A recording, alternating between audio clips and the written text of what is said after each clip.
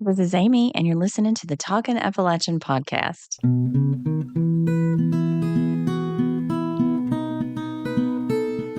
In this episode, I want to share one of my favorite places to unwind in Virginia. It's got an interesting history, mysterious lake, and it was a setting for a major motion picture, draws visitors from all over the world. If you haven't guessed, it's Mountain Lake Lodge in Pembroke, Virginia. Now, in terms of location, people recognize a Southwest Virginia and a far Southwest Virginia, which is where those of us in the counties closest to that western corner live. Mountain Lake Lodge is in Giles County, known as the Gateway to Southwest Virginia, about 20 miles from Blacksburg. So my son was at Virginia Tech for cross-country camp last week, one of my alma maters, and I had the opportunity to stay a few days at Mountain Lake Lodge with my longtime close friend Meredith before I picked him up. When you ascend that mountain and you drive all the way up, you're at over 4,000 feet elevation, and you forget you're anywhere close to a town, much less a major university. The lodge is nestled at the top of the mountain, encircled by old-growth forest. The temperature drops so much that you forget that you need air conditioning, even in the hottest months of summer. You might even need a sweater at night. So we had planned girls' weekends here before, but just since last year, the resort created 5 new activities for their guests, from guided hikes to the Cascade Waterfall to a new art studio experience, which we absolutely loved. I'll tell you more about those new experiences during the episode. What most people know about Mountain Lake Lodge is that much of the movie Dirty Dancing was filmed there in the mid-1980s, starring Patrick Swayze and Jennifer Grey. A movie with probably one of the best soundtracks of any movie ever made. And one of the reasons I wanted to get this episode out there is to let you know that the lodge is planning its first Dirty Dancing Summer Festival, August 16th and 17th. So if you're a fan of the movie and didn't know about this gorgeous place, you'll have time to get your tickets and make your plans. Later in the podcast, Mountain Lake's Lindsay Hale will be joining me to tell you everything you need to know about that, along with some insight about the film. But let's go back in time because Mountain Lake Lodge's story actually begins in the 1700s. And I'll tell you why it's important to know the story, because much of this podcast is about words and names and their origins, and understanding the history of the place will tell you why, for example, one of the restaurants is named Salt Pond Pub. For you inquisitive people like me, that just adds to the fun of visiting a place. So let's go back to 1751. A surveyor by the name of Christopher Gist was the first to set eyes on Mountain Lake, and Henry Chapman was its first owner. Now, before it was called Mountain Lake, it was called Salt Pond because settlers would salt their cattle in its basin, hence the name of one of the restaurants on the property.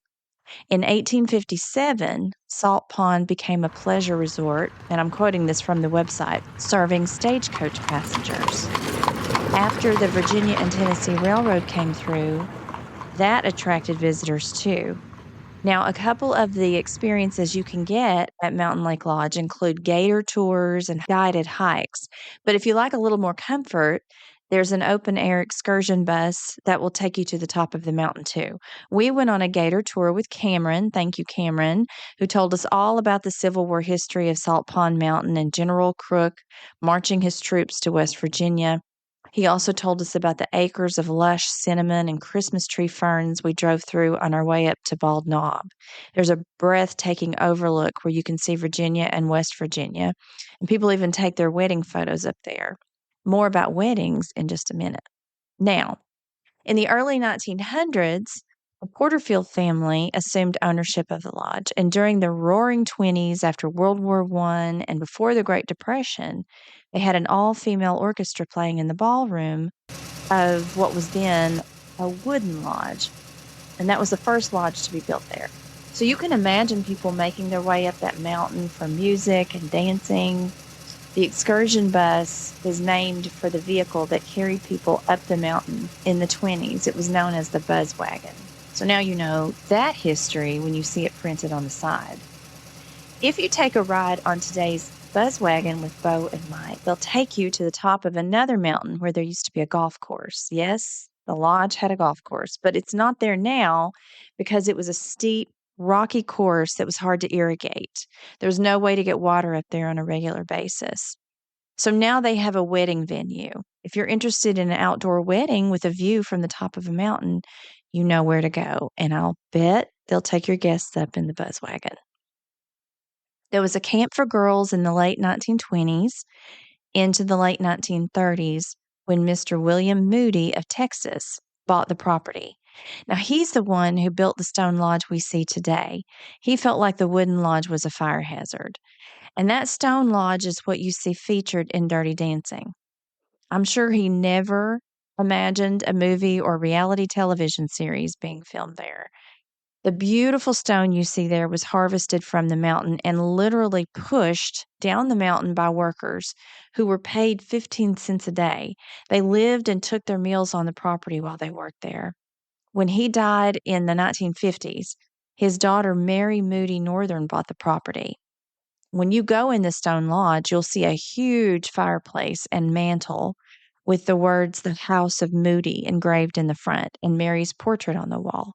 So, see, now you'll know why when you see that. If you walk upstairs and downstairs along the hallways, you'll also get to see these historic photos on the wall from the earliest days of the property through the 1900s when it was a girls' camp and all the way to present day. Mary is the reason that Mountain Lake Lodge exists as it does today, with its untouched mountains and its beautiful old growth forests and miles of hiking trails and wildlife that's able to stay there because it's untouched.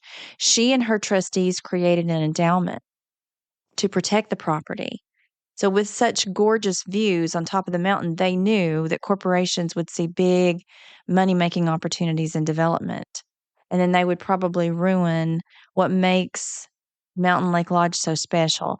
So, if you want the chain restaurants or the condos on top of mountains or things like that, there are lots of places you can go. But here, you get peace, quiet, the beauty of unspoiled nature, cool breezes, and lots of history on top of a mountain at over 4,000 feet. So, after your hike or excursion or gator ride, or maybe after a day lounging by the beautiful pool in the center of the property, you can get a drink at the Stony Creek Tavern, which was once a library, and either grab a pizza or sandwich at the Salt Pond Pub if outdoor dining is your thing, or enjoy a farm to table experience in the Harvest Restaurant. While you're in there, you might sit at one of the tables where Baby and her family had dinner in the movie. I tried the elk pasta dish, and Meredith had the venison, and both were absolutely delicious. So, the Harvest Restaurant has a new chef, Stephen DeMarco, who cooks up these innovative dishes that pay tribute to the region. In the morning, you've got to try the breakfast buffet because that has everything you could possibly want. Find our YouTube channel at Talkin' Appalachian Podcast to see videos and photos from each episode. And follow us on Facebook and Instagram at Talkin' Appalachian. If you'd like to support the work of the podcast, get bonus content and early access to episodes, subscribe on Patreon.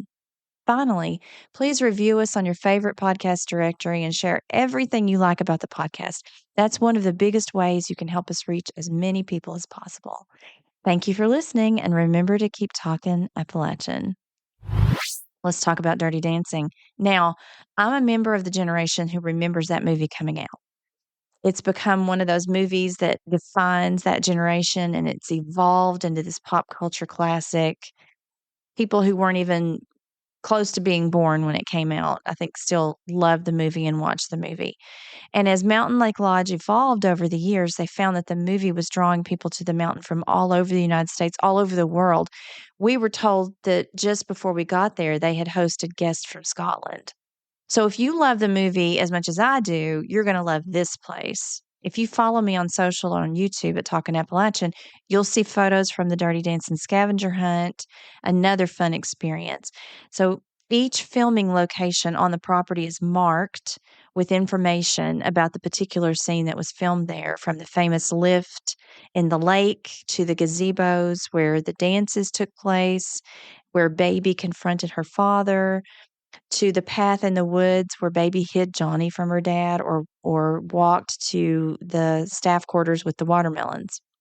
Now, several of the scenes were filmed at Lake Lure, North Carolina, but to create consistency between the locations, they created these white posts lining pathways and roads that you see in both locations so the scene changes look seamless. There's a Kellerman's gift shop where you can get Dirty Dancing clothing, apparel, other memorabilia while you listen to the soundtrack. As an artisan, I also love the fact that there's this beautiful gift shop where the art and craft of local artisans is featured. There are Dirty Dancing weekends available year round, and get this. You can stay in Baby's cabin. Remember the black and white cabin overlooking the lake where the Hausman stayed? Yes, you can rent that actual cabin. This year, they're offering a summer festival August 16th and 17th. So I asked Vice President of Sales, Lindsay Hale, to talk to us a little more about that and the movie. We're back at Mountain Lake Lodge with Lindsay Hale, Vice President of Sales. So thanks for having us back, and we're so excited to hear about what you have going on in August and the Dirty Dancing news. So let's just jump right in and talk about Dirty Dancing. Yes, absolutely. Well, thank you for coming on back. I appreciate you all sharing the Dirty Dancing love with everyone. You know, the nostalgia is very much still alive and well. Dirty Dancing 2 is currently being filmed, and we'll know more when we know more. And Baby will be returning to Kellerman's at some point. But you know, we couldn't wait. Our fans can't wait. We have everybody waiting on the edge of their seat. And, you know, our Dirty Dancing weekends are wonderful because they provide all-inclusive packages, really. Friday through Sunday packages, and we host about 6 of those a year. But you have to be an overnight lodge guest to take advantage of those weekends.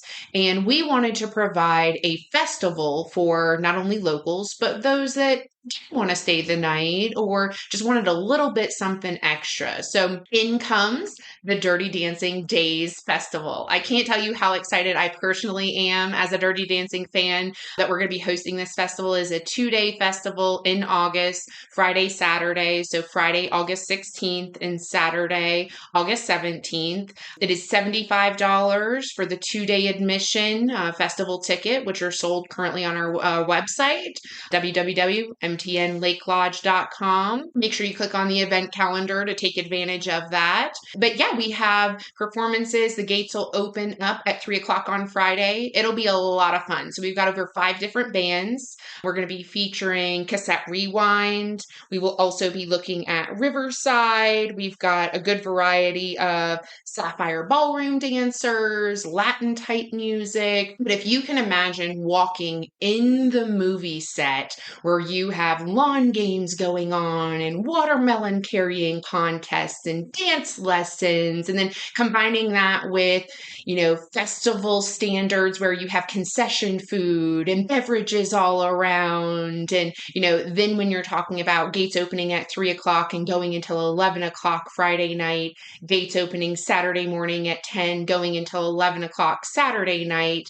it is going to be almost overwhelming with all of the Dirty Dancing memorabilia, activities, and entertainment. We can't tell you how excited we are to share this with everyone. And it sounds just like you said, like you're stepping into the movie, because I'm thinking the Latin music and the 80s dance party and the watermelons and things like that. Do you want people to show up in costume? Yes. Or is that an option? Yes, please. We welcome it. Bring your best Baby and Johnny costume. Don't forget your watermelons, or if you do, I'm sure we will have plenty. Lots of different photo op opportunities. The bands are killer. I can't tell you how great they are. I have personally already been listening to them.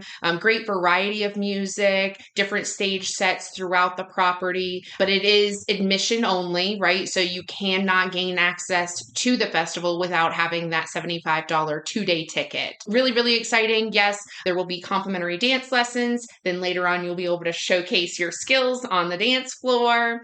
We will have certainly scavenger hunts. We will have self-guided movie tour locations so that folks can actually walk in the steps that Baby and Johnny did as well. You can pretend to be a lookalike Kellerman staff member. I'm sure we'll need a few pool attendants for sure. Yeah. We haven't talked about reenacting the wig scene, but you never know. So bring your best baby wig as well. That's great. So let's go back in time a little bit. Yes. Let's go back in time and rewind to the movie itself, just to provide a little bit of context. So we knew this little story, but we heard it on the excursion this morning, the wonderful mountain excursion that we did this morning, about the reason this movie happened at all was because someone on a plane saw a tiny little ad. Maybe it wasn't so tiny, but they saw an ad in an in-flight magazine. And the rest is history. So do you want to sort of tell that story? Absolutely. Absolutely. That's one of my favorite stories because they had already selected the location in Lake Lure.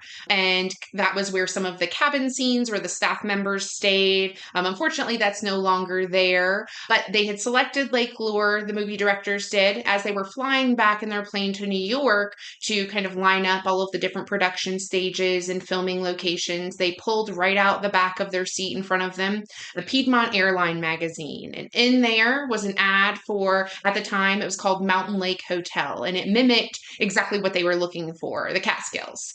And so they said, well, this is exactly what we've been looking for. We're going to get home and we're going to book a flight and we're going to go straight up to Mountain Lake. Truth be told, as they were driving up the mountain, they were appreciating the mountain views, but were New Yorkers and weren't as privy to our curvy country roads. So they said, we are just going to go up here and have lunch and we're going to call it a day. But they came up here and they absolutely fell in love with the place. They said, nope. Not only is this going to be our main attraction, but this is going to be the Kellerman's home. This is going to be the Houseman's. This is going to be where Baby and her family come to vacation. And at the time of filming the movie, they didn't know it was going to be such a big hit. Patrick Swayze wasn't a big VIP celebrity. He just stayed in one of our regular rooms and, the staff got to enjoy, time with the actual celebrities and the film crew and things like that. So it was a really nice kind of evolution on how they selected Mountain Lake and, how wonderful the movie is now. We had no idea that it was going to be such a big hit. Yeah. Wasn't like $4 million to make it and it grossed over $240 million? That's exactly right. Something like that. It's insane. And it is still alive and well. I mean, every year we're seeing folks come to our Dirty Dancing themed weekends from all over the world. And some come again and again, which is so wonderful. But that's where the Dirty Dancing Festival, we wanted to amp it up. We wanted to give them just a slightly different taste that they don't get on those themed weekends. And so while the themed weekends, they do have DJ nights and dance lessons and all-inclusive lodging and meal package. What you don't have are the live bands, are the different contests, and where you have access to the entire property just yourself. So this is really going to be a new and exclusive opportunity that we're really excited to share with everyone. It sounds like so much fun.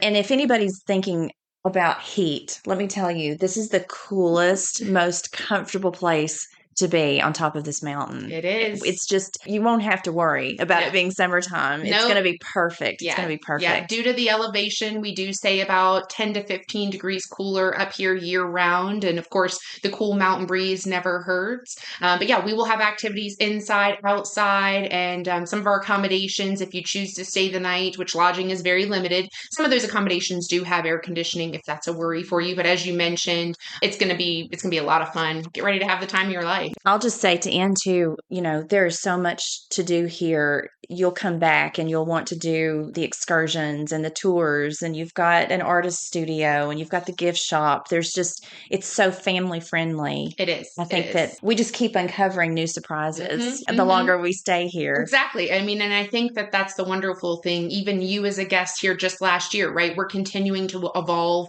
and to add and to listen to that guest feedback. So you're right. Some of the newer things are the artist studio where you can learn how to do charcoal or watercolor or, make a little clay figurine. Our nature center, we have an on-site naturalist. They do reptile and amphibian encounters, stargazing, guided hikes.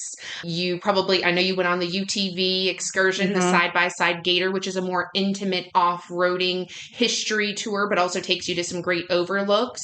New this year, we also have our safari type vehicle, which is a lifted truck. It's an excursion, open air seating that'll take you off the mountain to peak, at some fall foliage, covered bridges, a little bit more history about the county. And we are also now offering excursions to the New River to do fly fishing. You've also got paddleboarding, kayaking, canoeing, golf course excursions. So truly, we just continue adding more and more, and can't wait to have you back next year to tell you all about the new stuff we're planning already then. We can't wait to come back next year. Thank you so much. Now, let's talk about the mystery of the lake. Going back to the movie, you might remember so many of the scenes featuring this beautiful lake in the background, and of course, a lake surrounded by mountains explains the property's name. In 2008, the water levels began to go down, and you can imagine how stressful that was for management. It turns out that the lake has been the site of seismic activity for thousands of years, and it cycles through this draining and refilling process. We rode the gator through the lake bed as they were talking about this, that it's due to start refilling according to the research that geologists have done and the cycles, but it's still a wait and see. Now, it started refilling itself a little bit down towards the end, but it sort of stopped and everybody's sort of watching it carefully to see if it continues to fill. But right now, it's more of just a little pond there at the end. In the meantime, it's become a geological wonder, and geologists and botanists are able to study it while it's still dry. I mean, where else can you tour a dry lake bed and see trees and all of these species of plants and wildlife that have gathered there? If you want to know more, I'll link an article and that will explain the technical aspects of what's happening underground that's causing this. There are paths throughout the lake bed. So that's where I took my morning runs because sandy dirt paths are so much better than pavement on your knees. But I really enjoyed it.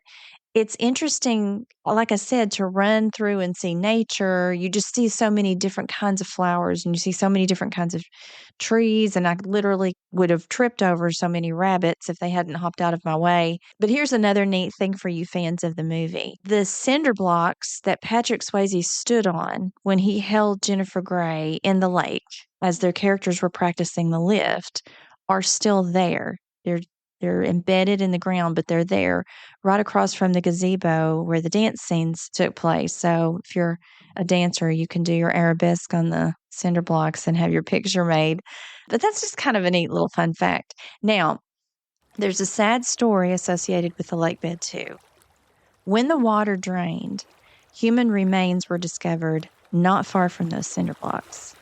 They turned out to be those of Samuel Ira Felder, who fell overboard in 1921 and never resurfaced. Now, if you're a little bit into ghost stories like I am, you'll want to head over to Talkin' Appalachian on Patreon to find out what guests have seen and heard over the years. I'm putting a little special something there for our paid subscribers. Old places have old energy, so listen and decide for yourself. And while you're there, also another little treat, you'll hear 10 little known facts about the Dirty Dancing movie that we discovered. Now, in addition to all the other experiences I described, there are escape rooms, bubble ball, archery tag, so you can bring the family and be certain that nobody's ever going to complain about having nothing to do. It's like stepping into Kellerman's Resort all over again. I want to thank Mountain Lake Lodge for their incredible hospitality, especially President and CEO Heidi Stone, Vice President of Sales Lindsay Hale, and Barbara Fishoff in PR for putting together a fantastic itinerary for us. Don't forget to reserve your tickets for the festival August 16th and 17th. And if you do book with Mountain Lake Lodge after listening to this, tell them you heard about them here on the Talkin' Appalachian podcast. And tell us all about it in the link in the show notes or message us on social. We really did have the time of our lives, and I know you will too.